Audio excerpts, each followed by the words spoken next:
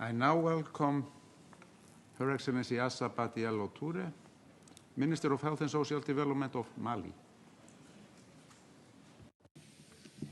Monsieur le Président, Excellences, Mesdames, Messieurs, permettez-moi à l'entame de mon propos de vous adresser les salutations cordiales de Son Excellence le colonel Assimi Goïta, chef de l'État, président de la transition au nom du peuple malien.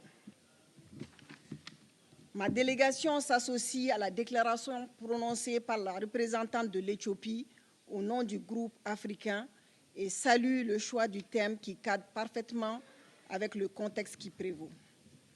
À l'instar d'autres pays du continent, le Mali a souvent été éprouvé par des pandémies en raison des conditions socio-économiques et environnementales difficiles.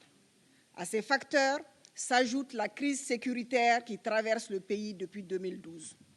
Au cours de la dernière décennie, des pandémies comme le VIH-Sida, la maladie à virus Ebola, le paludisme, le choléra, la tuberculose, la COVID-19 ont secoué les populations maliennes.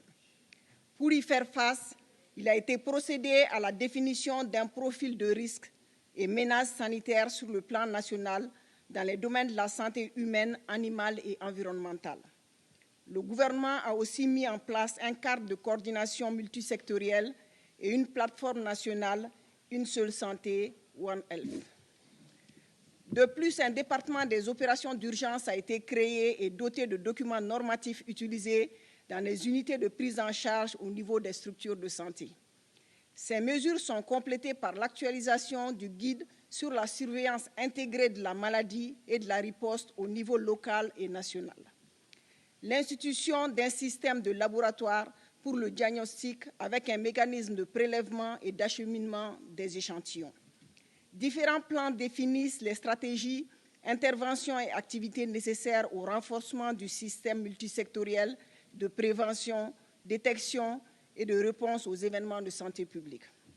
Cependant, la mise en œuvre de ces plans, en particulier du plan national de sécurité sanitaire, reste confronté à l'insuffisance des ressources financières. Par ailleurs, le secteur de la santé manque de ressources humaines qualifiées, de matériel et de technologies adéquats. Cet état de fait s'est avantage précisé pendant la pandémie de Covid-19. Partagé entre les défis sanitaires, humanitaires et sécuritaires, mon gouvernement sera reconnaissant à la communauté internationale de lui apporter l'appui nécessaire afin de répondre de façon prompte et efficiente aux besoins de nos populations, surtout les plus vulnérables dans les zones de conflit.